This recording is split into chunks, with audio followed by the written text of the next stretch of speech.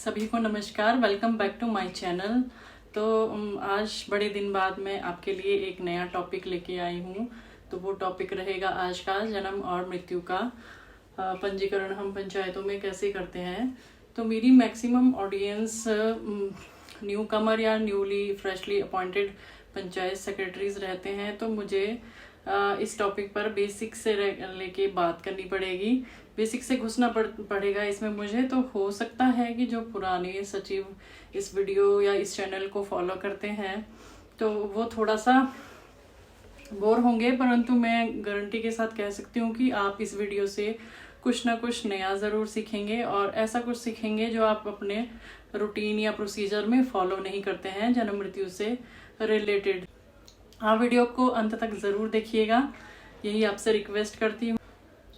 आप ऐसा मत समझिएगा कि मैं अपने आप को बहुत सुपीरियर समझती हूँ। इस डिपार्टमेंट में बहुत से इंटेलिजेंट लोग हैं जिनसे मैं भी कुछ ना कुछ सीखती रहती हूँ।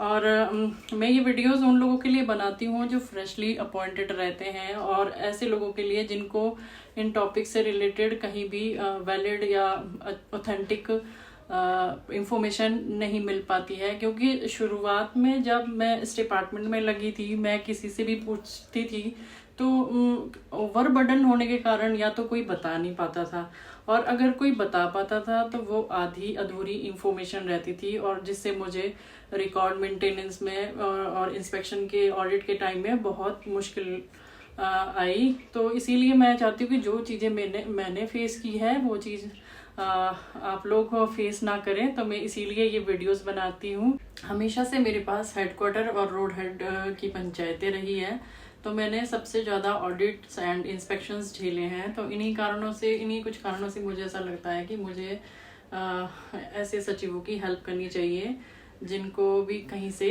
किसी भी टॉपिक पर वैलिड इंफॉर्मेशन नहीं मिलती है। तो ये वीडियोस बनाने की प्रेरणा मुझे हमारे इंस्टीट्यूट में जो क्रैग नैनो में प्रोग्रामर है सर भूपेंद्र शर्मा जी, उनसे मिली है। और आगे जो मेरी न्यू कमर या न्यू रिक्रूटेड पंचायत सेक्रेटरीज हैं उन्हीं से मेरे को ये वीडियोस बनाने की प्रेरणा रहती है। तो बिना विलंब के आज का टॉपिक स्टार्ट करते हैं। तो बहुत ही बेसिक से हम स्टार्ट करेंगे कि जन्म और मृत्यु का जो पंजीकरण है वो 21 दिन में करना अनिवार्य होता है। 21 दिन के अंदर अंदर ये घटना, जन्म या मृत्यु से संबंधित घटना पंचायत में रजिस्ट्रीकृत करनी जरूरी होती है। जन्म और मृत्यु पंचायत में घटित वो घटनाएं हैं जो आपके सभा क्षेत्र में घटित होती है, और कोई ना कोई व्यक्ति इन घटनाओं की सूचना देने आपके पास आएगा। तो आप इसकी प्रविष्टि एक रजिस्टर में करेंगे, तो उसी को हम एक जन्म या मृत्यु का पंजीकरण कहते हैं, जब आप उसको रजिस्टर में ऐसी घटना की एंट्री करते हैं। तो नए बच्चे इसको परिवार रजिस्टर में एंट्री करने का ना समझे कि हमने बच्चे की एंट्री इसमें जन्म की एंट्री परिवार रजिस्टर में कर दी तो वो जन्म की एंट्री होगी। नहीं, इसका एक अलग से रजिस्टर होता है और इसी में इसका रिकॉर्ड मेंटेन किया जाता है और इसी में से प्रमाण पत्र भी जारी किए जाते हैं। जन्म व मृत्यु का रजिस्ट्रीकरण या पंजीकरण 21 दिन के भीतर यदि कोई करवाता है, मतलब जन्म होने के 21 दिन के अंदर जो कोई भी व्यक्ति आपके पास उस बच्चे का पंजीकरण करवाने आता है या कोई मृत्यु से संबंधित घटना का पंजीकरण करवाने आता है, तो आप ये एंट्री फ्री में करेंगे। मतलब उससे आप कोई भी फीस रजिस्ट्रीकरण की चार्ज नहीं करेंगे, और एक सर्टिफिकेट उसका आप जो 21 दिन के अंदर करवाता है उसको एक सर्टिफिकेट भी फ्री में देंगे, मुफ्त में देंगे, उसकी भी आप कोई फीस चार्ज नहीं करेंगे। 21 दिन के अंदर हुई घटना मुफ्त में ही दर्ज की जाएगी और उसका प्रमाण पत्र भी मुफ्त में दिया जाएगा। 21 से 30 दिन के अंदर जो आप जन्म या मृत्यु की घटना को रजिस्ट्रीकृत करते हैं तो उसके लिए आप प्रभारित फीस के साथ, ये फीसें बुक्स में दी गई हैं, प्रभारित फीस के साथ आप ये घटना बिना किसी ऑर्डर के रजिस्ट्रीकृत या पंजीकृत पंचायत में कर सकते हैं। तो हम कितने दिन तक की एंट्री, कितने दिन तक के ये जन्म मृत्यु की सूचना को हम जन्म या मृत्यु के रजिस्टर में दर्ज कर सकते हैं? 30 दिन तक, परंतु 21 दिन तक फ्री, और 21 से 30 दिन अगर हो जाते हैं तो एक लेट फीस के साथ हम इस घटना को अपने जन्म या मृत्यु रजिस्टर में रजिस्ट्रीकृत करते हैं बिना किसी आदेशों के। उसके बाद की भी हम कर सकते हैं, पर थोड़ा उसका प्रोसीजर अलग है जो कि हम बाद में सीखेंगे। जन्म और मृत्यु के बारे में आपको थोड़ा डिटेल से जानने के लिए आपको इसकी वोकेबलरी कह लो, वोकेबलरी जानना बहुत ज़रूरी है। तो पहला जो शब्द है वो है जन्म। जन्म का अर्थ है, पहला शब्द जो है वो जन्म। जन्म का अर्थ है जीवित या मृत जन्म। चाहे मरा हुआ बच्चा पैदा हुआ हो, चाहे जीवित बच्चा पैदा हुआ हो, उसका रजिस्ट्रीकरण करना ज़रूरी है। और दूसरा शब्द है मृत्यु। मृत्यु का अर्थ है जब जन्म के होने के साक्ष्य सारे लोप हो जाते हैं, मतलब ख़त्म हो जाते हैं, तो ऐसी स्थिति में हम उसको मृत्यु मानते हैं और उसका रजिस्ट्रीकरण हम मृत्यु रजिस्टर में कर देते हैं। तीसरा है हमारा गर्भस्थ भ्रूण मृत्यु, कि जब गर्भ में ही बच्चा जो जिसको आप फीटल डेथ भी कहते हैं, जब गर्भ में ही बच्चा मर जाता है तो उसको हम गर्भस्थ भ्रूण मृत्यु कहते हैं। तो जीवित जन्म पहले हम देख लेते हैं। जीवित जन्म वो होता है जब बच्चा जन्म लेने के बाद सांस लेता है और उसके जीवित होने के साक्ष्य हमको दिखते हैं, तो उसको हम जीवित जन्म कहते हैं। और मृत जन्म हम उसको बोलते हैं, जिसको मृत जन्म को हम स्टिल बर्थ भी बोलते हैं। स्टिल बर्थ मतलब जब बच्चा क्या कहते हैं 28 वीक्स का होता है। 28 वीक्स का बच्चा पेट में होता है और वो मृत पैदा होता है, मरा हुआ बच्चा पैदा होता है, उसको हम स्टिल बर्थ या मृत जन्म कहते हैं। अब आइए जानते हैं इन घटनाओं को हम पंचायत जन्म या मृत्यु रजिस्टर में कैसे दर्ज करते हैं। आपके पास जन्म की घटना कोई भी रजिस्ट्रीकरण करवाने आता है तो आप उसकी एंट्री प्रारूप 1 पर करेंगे। एक फॉर्मेट आपको इशू हुए होंगे बर्थ एंड डेथ डिपार्टमेंट से या फिर सीएमओ से, आपके बीडीओ ऑफिस के माध्यम से आपको मिले होंगे। तो फॉर्म नंबर 1 जो रहता है वो जन्म की रिपोर्ट दर्ज करने के लिए रहता है। अब वो फिल करना बहुत ज़रूरी है। जब से बर्थ एंड डेथ ऑनलाइन हुआ है तो सबने वो फॉर्म फिल करवाना बंद कर दिया है, लगभग सभी लोगों ने, परंतु वो बहुत ज़रूरी है क्योंकि उसमें सारी इंफॉर्मेशन एक तो व्यक्ति द्वारा लिखवाई जाती है और उसके बाद वो हस्ताक्षर भी करता है कि ये इंफॉर्मेशन मैंने ही दी है। तो आपकी सेफ्टी पॉइंट ऑफ व्यू से भी वो बहुत अच्छा रहता है। तो आप फॉर्म नंबर 1 पर, ये जो फॉर्म नंबर 1 पहले हम जब ऑफलाइन हम जन्म मृत्यु की एंट्री करते थे, उनका रजिस्ट्रीकरण करते थे, उस टाइम जो फॉर्म फिल करते थे हम बड़ा सा रहता है, मैं आपको दिखा भी देती हूँ। तो ये फॉर्म है फॉर्म 1 जिस पर हम जन्म का रजिस्ट्रीकरण करते हैं। इसको फिल करना अगर आपको नहीं आता है तो जन्म और मृत्यु की जो बुक्स हमको डिपार्टमेंट से इशू हुई है उसके बारे में मैं आपको वीडियो के अंत में बताऊंगी। उसमें पूरा डिटेल में दिया हुआ है पॉइंट वाइज कि इसमें कैसे भरना है, इसमें क्या भरना है, इसका भरने का प्रोसीजर क्या रहेगा, वो सारा का सारा उसमें दर्ज होता है। तो ये फॉर्म फिल करने के बाद जब आप अपनी जन्म की जो फाइल आप लगाएंगे उसमें रखेंगे और इसी से फिर आप जो CRS का पोर्टल है उस पर आप इस एंट्री को ऑनलाइन दर्ज करेंगे।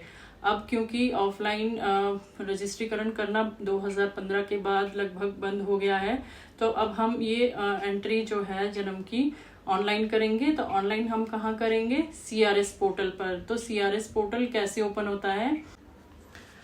तो आप किसी भी ब्राउज़र पर जाएंगे, जैसे कि आपके कंप्यूटर में ब्राउज़र जो भी आप यूज़ करते हैं, जैसे कि Google Chrome, Mozilla Firefox, Edge या कोई और ब्राउज़र जो भी आप यूज़ करते होंगे उस पर जाएं और आप उस पर लिखेंगे इस वेबसाइट का नाम। अगर आपको पूरा नाम नहीं आता है तो आप CRS या सिविल रजिस्ट्रेशन सिस्टम आप उस पर लिखिए। तो आप ये CRS पोर्टल ओपन करेंगे और इस पोर्टल पर अपने क्रेडेंशियल्स डाल के, जो भी आपको इशू होंगे क्रेडेंशियल्स, वो डाल के कैप्चा डालने के बाद आपको OTP आएगा, आपके मोबाइल पे OTP आएगा। ये मोबाइल नंबर कैसे रजिस्टर होते हैं इसमें, ये आप जैसे हमारे यहाँ CMO ऑफिस में जन्म और मृत्यु का अलग डिपार्टमेंट, अलग विंग रहती है, उसमें जो बैठते हैं उनको अपना मोबाइल नंबर इसमें प्रोवाइड करें। वो इस सॉफ्टवेयर में आपका मोबाइल नंबर आपकी पंचायत के साथ लिंक कर देंगे, तो आपको OTP आएगा, फिर आप इसमें लॉगिन कर पाएंगे। तो इस पोर्टल पर आप ढूंढें बर्थ वाला सेक्शन, बर्थ रजिस्टर करना है तो बर्थ वाला ढूंढो, मेन्यू रहता है पूरा। और अगर आप मृत्यु करना चाहते हो तो मृत्यु ढूंढे, उसमें डेथ लिखा होगा वो ढूंढे। तो जब आप उसमें ढूंढेंगे उसमें बहुत सारे ऑप्शंस आते हैं, स्टिल बर्थ का भी है, बर्थ का भी है, जिस तरह की बर्थ मैंने आपको बताया, जिस तरह की डेथ मैंने आपको बताई है, वो सारे ऑप्शंस वहाँ पे आपके पास रहते हैं। तो आप ये उस पे मान लो बर्थ की एंट्री करनी है तो बर्थ पे आप क्लिक करेंगे और ऐड बर्थ करेंगे। तो जब आप ऐड बर्थ करते हैं तो आपके पास सेम फॉर्म खुलता है। कौन सा? फॉर्म नंबर 1 जो मैंने आपको भी थोड़ी देर पहले बताया, वो पूरा फॉर्म खुलता है। तो ऑफलाइन में जो भी आपने एंट्री दर्ज की है उसी एंट्री को आप सेम तरीके से CRS पोर्टल पर दर्ज कर दे। तो जो पहला पेज आप इस पे खुलता है वो आप जो उनकी इंफॉर्मेशन रहती है, जिसका जन्म हुआ है और उसके पेरेंट्स का एक्सेट्रा, उसका कहाँ जन्म हुआ है, ये सारा रहता है उस पर।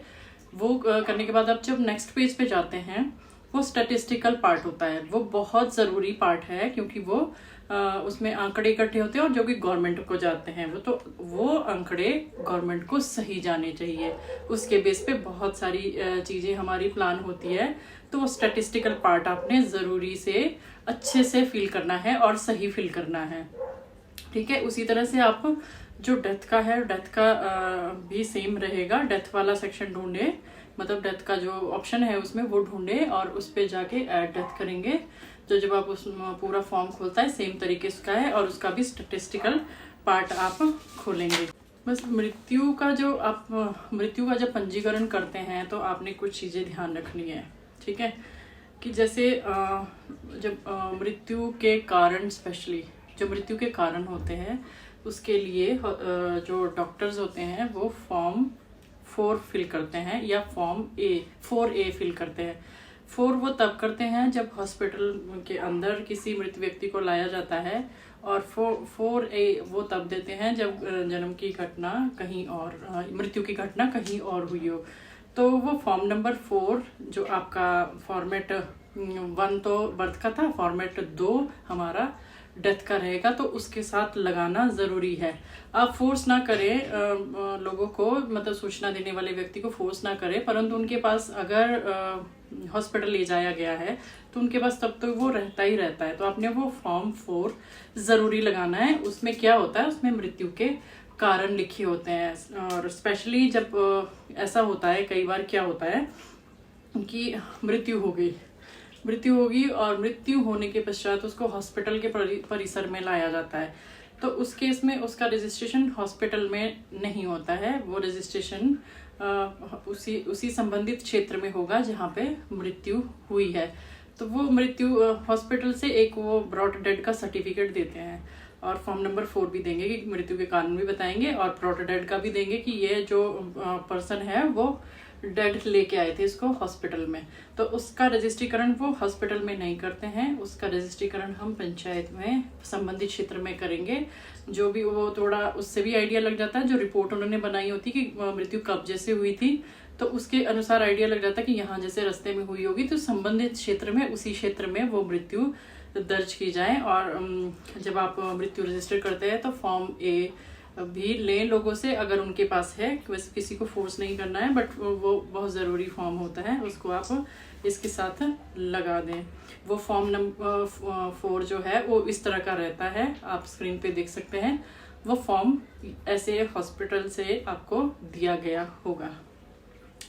अब हम ऐसी रजिस्ट्रेशन की बात करते हैं जिनको जो डिलेड रजिस्ट्रेशन है। डिलेड रजिस्ट्रेशन जो 30 दिन के बाद की गई है, उसको कैसे किया जाता है। तो यहाँ मैं आपको बता दूं कि आप सिर्फ उन्हीं घटनाओं को दर्ज कर सकते हैं जो कि आपके सभा क्षेत्र में हुई हो, सभा क्षेत्र या पंचायत क्षेत्र में हुई हो। ऐसी घटनाएं आप दर्ज नहीं करेंगे जो आपकी पंचायत की नहीं हो। कई बार लोग ना समय बचाने के लिए, या फिर कि कौन जाए इतनी दूर कि उन्हें, जैसे हॉस्पिटल में बच्चा कहीं बाहर पैदा हो गया या नानी के घर में पैदा हो गया या कहीं और, वो रास्ते में हॉस्पिटल जा रही थी तो रास्ते में डिलीवरी हो गई या एक्सीडेंटल मृत्यु हो गई, तो लोग समय की बचत के लिए, या आप यूँ कहो कि वहाँ जाना इतना दूर कौन जाए, उसकी बचत के लिए क्या करते हैं लोग, वहीं आके आपको रिपोर्ट कर देंगे। तो वो ऐसे उनको समझाना है कि उससे आपको भी बहुत सारी दिक्कतें हो सकती है और ऐसी गलत इन्फॉर्मेशन आप डबल रजिस्ट्रीकरण करके आप गवर्नमेंट को भी ना भेजें। डबल रजिस्ट्रेशन हो जाएगा इन केस अगर बाहर कहीं हॉस्पिटल में बच्चा पैदा होता है तो वहां भी रजिस्ट्रीकरण ऑटोमेटिकली हो गया क्योंकि हॉस्पिटल में पैदा हुआ है, और यहाँ आके उसने फिर से कि सर्टिफिकेट लेने कौन जाएगा वहां, तो पंचायत में कर दिया तो डबल रजिस्ट्रेशन हो जाएगा। उसमें जुर्माना सजा भी रखी गई है, तो उनको आप प्रॉपर गाइड करें। और मृत्यु के केस में तो उनको खुद को भी लॉस हो सकता है। कैसे हो सकता है कि जब मान लो किसी का एक्सीडेंट हुआ, मान लो कहीं बाहर जाते हुए तो सिटीज में या कहीं भी उनका एक्सीडेंट हो गया, तो अब क्या है वो वहां जाने के, वहां चक्कर काटने से बचने के लिए आपके पास मृत्यु दर्ज कराने आ गया और आपने दर्ज करा दी। तो कल को अगर उसको मान लो उसका कोई एक्सीडेंटल बीमा है, उसको कोई कुछ भी इंश्योरेंस एक्सेट्रा क्लेम करना है तो मृत्यु सर्टिफिकेट लगता है, और मृत्यु सर्टिफिकेट में मृत्यु के कारण लिखे होंगे। तो जब उसने घर में एंट्री करवाई होगी तो उसने तो कुछ भी बोल दिया होगा आपको कि हाँ उनकी इस कारणों से हुई है, तो गलत एंट्री वो हुई होगी, तो एक्सीडेंटल वहाँ पे प्रूफ नहीं कर पाएगा, तो उनको खुद को दिक्कतें आएंगी। तो इसीलिए जब भी जन्म या मृत्यु की घटना दर्ज करवाने आपके पास पंचायत में कोई आता है तो उसको ज़रूर गाइड करे कि एक तो जन्म और मृत्यु की एंट्री वहीं होती है जहाँ पे वो घटित होती है, उसी क्षेत्र में होती है, और सेकेंडली आप डबल रजिस्ट्रेशन ना करवाएं। ये क्लियर कट आप उनसे पहले पूछ लें कि कहीं और तो रजिस्ट्रीकरण नहीं हुआ है, पहले उनसे जन्म या मृत्यु का स्थान जरूर पूछ ले। अब हम जानते हैं विलंबित पंजीकरण करना। विलंबित पंजीकरण को मेनली हमने 3 पार्ट्स में बांटा है ताकि आप इसको इजीली थोड़ा समझ सके। पहला जो रहता है, क्योंकि देखो 30 दिन तक हमने कर लिया, अब 30 दिन से ऊपर और 1 साल तक की जो डिलेड है, मान लो जो बच्चा मान लो कोई जन्म हुआ 30 दिन मतलब 30 दिन के बाद उसने इंफॉर्मेशन दी कि 30 दिन तो हो चुके हैं, परंतु वो 1 साल के भीतर का ही है। तो और ऐसा ही मृत्यु के केस में 30 दिन से ऊपर हो चुके हैं परंतु 1 साल के अंदर है, तो उस घटना का प्रोसेस अलग है। और 1 साल से ऊपर और 1/4/1970 तक के बीच का वो उसका प्रोसीजर अलग है, और 1/4/1970 से पहले का जन्म या मृत्यु की घटना को पंजीकरण करने का प्रोसेस अलग रहता है। तो ये इसमें क्या है कि जैसे मैं बताऊं आपको 30 से 1 साल के अंदर जो हम रजिस्ट्रीकरण करते हैं उसमें कैसे प्रोसीजर रहेगा कि वो पहले अगर मैं लेमन भाषा में बताऊं, वैसे तो मजिस्ट्रेट को पावर होती है, पर मैं लेमन भाषा में बताऊं तो कैसे करना पड़ेगा। आप उसको फॉर्म नंबर 10 जारी करेंगे। फॉर्मेट नंबर 10 होता है कि कोई व्यक्ति आपके पास आवेदन करेगा कि भाई इसका मुझे जन्म प्रमाण पत्र चाहिए।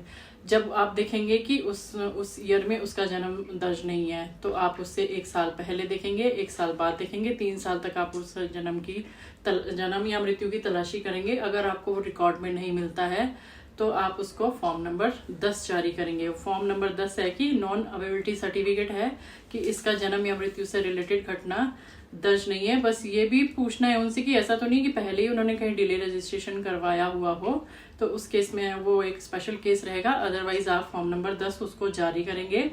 वो फॉर्म नंबर 10 ले जाके वो SDM ऑफिस जाएगा, वहां से कुछ कागज बनेंगे, वो कागज CMO ऑफिस में जमा होंगे। ये प्रोसीजर के बाद वो सेम प्रोसेस से वापस आएगा और आपको मजिस्ट्रेट के ऑर्डर्स आएंगे। वो मजिस्ट्रेट के ऑर्डर्स के बाद आप कुछ प्रभारित फीस रहती है, ये तीनों केसेस में अलग अलग रहती है। प्रभारित फीस लेकर आप उस की घटना को रजिस्ट्रीकृत या पंजीकृत कर सकते हैं विलंब शुल्क के साथ। और वो ऑर्डर नंबर जरूरी है, ऑर्डर आपको मजिस्ट्रेट के प्राप्त होने ही होने चाहिए। ऐसे ही हमारा 1 साल से ऊपर और 1/4/1970 से पहले का रहता है, बट उसमें यह है कि वो प्रोसीजर थोड़ा ऐसा रहता है कि वो जब 30 दिन के लिए वो ऑब्जेक्शन के लिए राजपत्र में भी छपता है, तो सेम प्रोसेस रहेगा लगभग।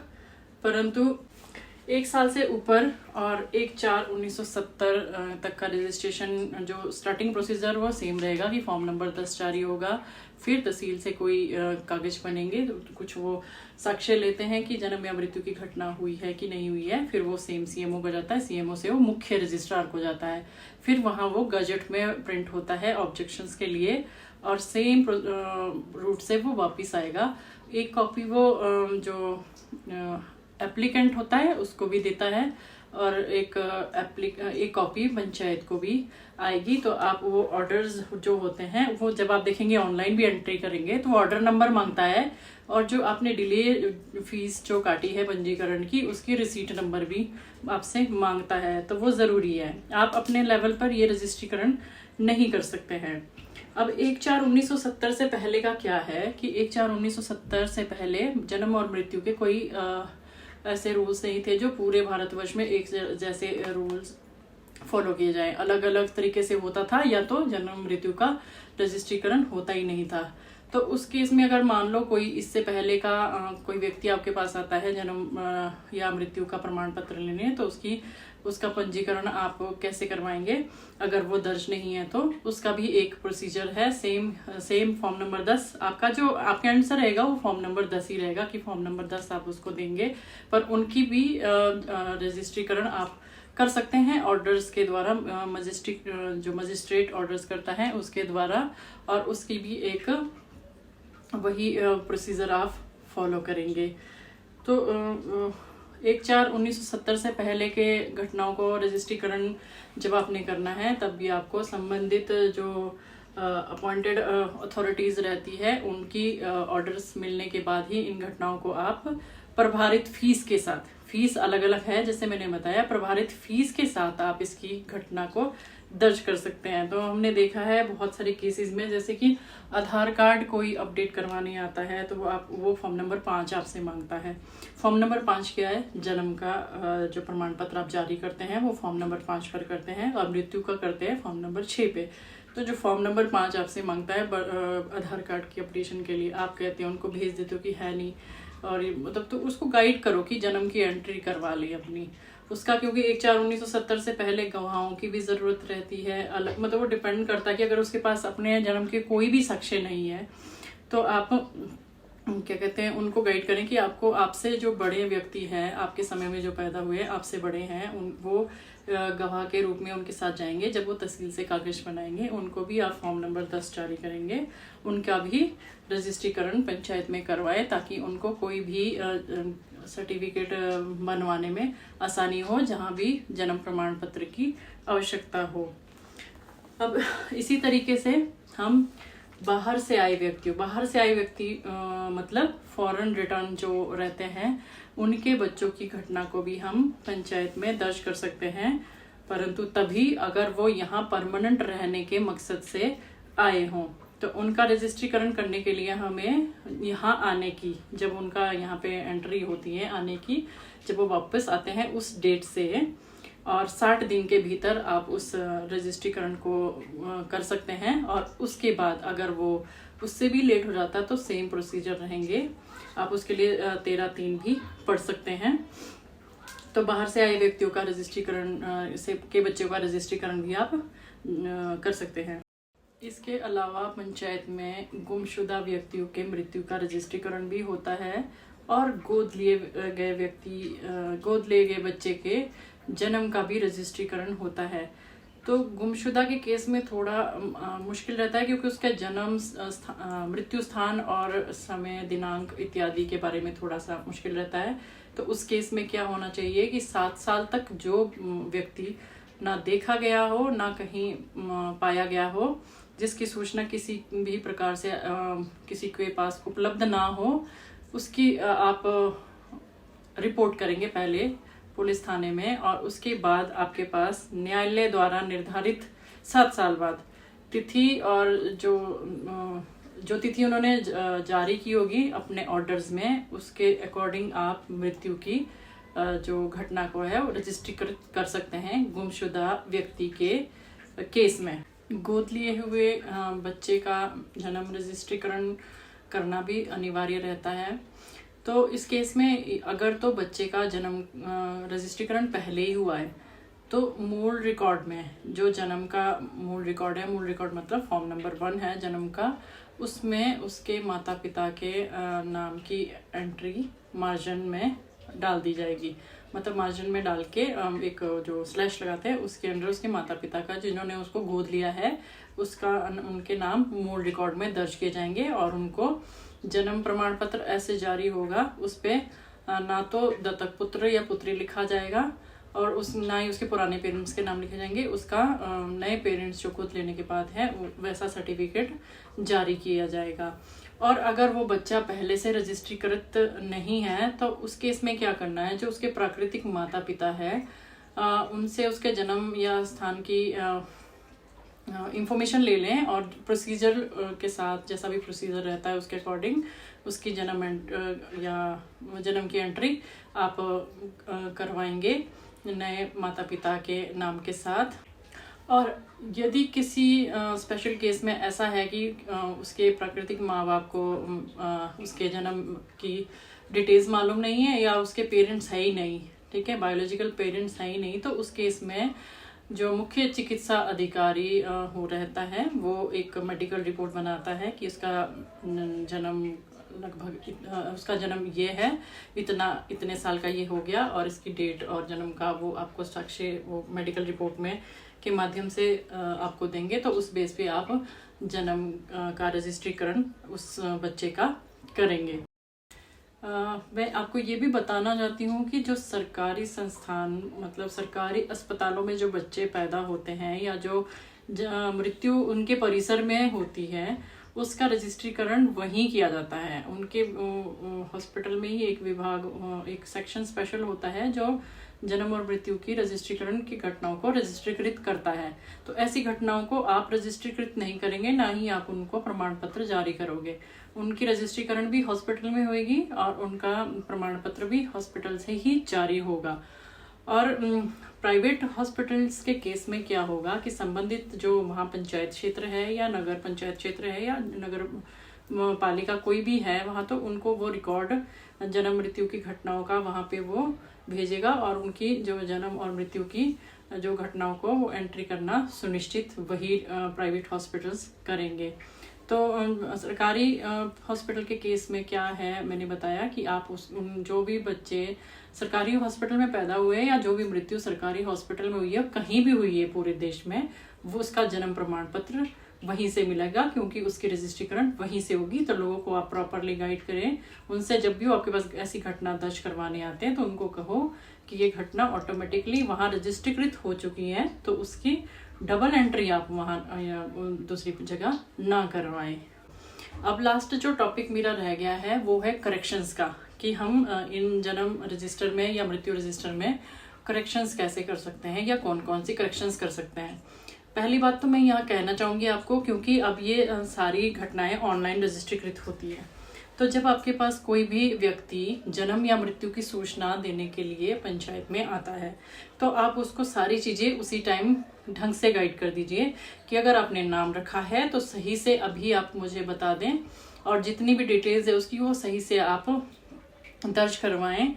और अगर मृत्यु के केस में जैसे मैंने पहले बताया कि वो ऐसा नहीं है कि डबल रजिस्ट्रेशन करवा रहा हो, तो पहले ही व्यक्ति को आप ढंग से गाइड कर दें। और अगर उसने नाम बच्चे का नहीं रखा है तो वो उसको बाद में भी दर्ज करवा सकता है। आप उस जगह पे नाम की जगह पे खाली शिशु भी लिख सकते हैं और बाद में जब भी उन्होंने पक्का नाम रखा हो या जब नाम सोच लिया हो तो उस नाम को आप बाद में उसकी प्रविष्टि कर सकते हैं, ऑनलाइन भी और ऑफलाइन भी।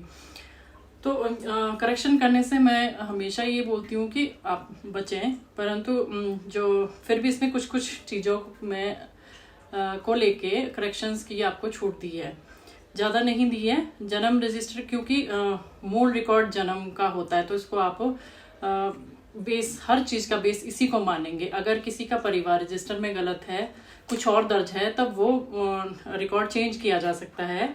बाकी स्कूल में भी चेंज किया जा सकता है यदि उसकी जन्म की घटना रजिस्ट्रीकृत हुई है, जन्म की एंट्री जन्म रजिस्टर में है, तो मूल रिकॉर्ड माना जाता है इसको। तो इसमें करेक्शंस बहुत कम अलाउड होती है। मेनली इसमें जो पहली करेक्शंस है वो है ऐसी कि अगर कोई नाम में क्लरिकल मिस्टेक हुई है, मतलब स्पेलिंग मिस्टेक, जैसे आप कह सकते हो कि आपने मान लो आशीष है तो आपने डबल ए लिखना था, आपने सिंगल ए लिख दिया।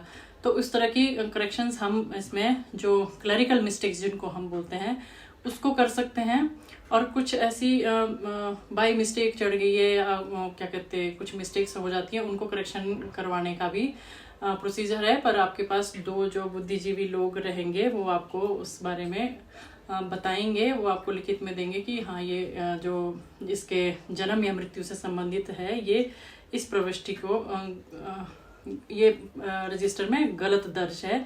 इसको हम सारता गलतियां या गलतियां बोलते हैं। तो और एक करेक्शन रहती है जो आपको छलपूर्वक या कपटपूर्वक करवाई गई है, तो ऐसे केस में कैंसलेशन का भी प्रोविजन है, जिसका डिटेल आपके पास बुक्स में दिया है। तो ये बुक्स कौन सी है जिसका मैं बार बार जिक्र कर रही हूँ? ये बुक्स है, एक तो हिंदी में कहें तो ये वाली दिखाई दे रही होगी आपको, ये वाली, और एक आपके पास ये है पीली पीली सी बुक्स। ये आपकी अगर इंस्पेक्शंस होंगी तो इंस्पेक्शन के टाइम में भी आपको ये जो भी इंस्पेक्शन करने आएगा रजिस्ट्रार के ऑफिस से, वो आपसे मांग सकता है। ये बुक्स आपकी साथी होंगी, आपको ये कुछ भी इवन वीडियो भी देखने की ज़रूरत नहीं है, आपको किसी से भी हेल्प मांगने की ज़रूरत नहीं है। इन बुक्स में डिटेल्स में सब कुछ दिया गया है, हर तरह के बर्थ, हर तरह के डेथ, रजिस्ट्रीकरण करने का प्रोसीजर इन बुक्स में रहता है। मेरा वीडियो बनाने का मकसद ये नहीं कि आप मेरी वीडियोस को देखें या फिर इन्हीं में से आप सीखें। आपके पास मैं बता रही हूँ कि ये बहुत अच्छा सोर्स रहता है। हमारे जो एक्ट एंड रूल्स की बुक्स रहती है और जन्म मृत्यु की ये वाली बुक्स, ये आपकी बहुत हेल्प करेगी। इसमें हर तरह की चीज़ डिटेल में दी गई है और बहुत अच्छे से समझाई गई है, तो आपको वीडियो या किसी भी यूट्यूब को खोलने की ज़रूरत भी नहीं है। अगर आप ये पढ़ते हैं तो आपको यहाँ authentic information with procedure with fees के साथ मिलेंगी, तो आप इनको ज़रूर पढ़ें। सारी चीज़ें वीडियो के माध्यम से कवर नहीं की जा सकती, ना ही बताई जा सकती है। कुछ चीज़ें अपने एक्सपीरियंस के बेस पे मैं बता रही हूँ, और कुछ चीज़ें आप खुद एक्सपीरियंस करेंगे जब नए से नए केसेस आपके पास आएंगे जन्म और मृत्यु से रिलेटेड। और बाकी अगर आप फिर भी कहीं फंस जाते हैं तो इस बुक में सब कुछ दिया हुआ है, हर तरह की इंफॉर्मेशन इस बुक में रहेगी। अगर आपको फिर भी लगता है कि मेरे से कोई टॉपिक छूट गया है या आपको इस बुक में भी समझ नहीं आ रहा है, तो आप मुझे कमेंट सेक्शन में बता सकते हैं। वीडियो को अंत तक देखने के लिए बहुत बहुत धन्यवाद। प्लीज़ इस चैनल को लाइक, शेयर एंड सब्सक्राइब करें।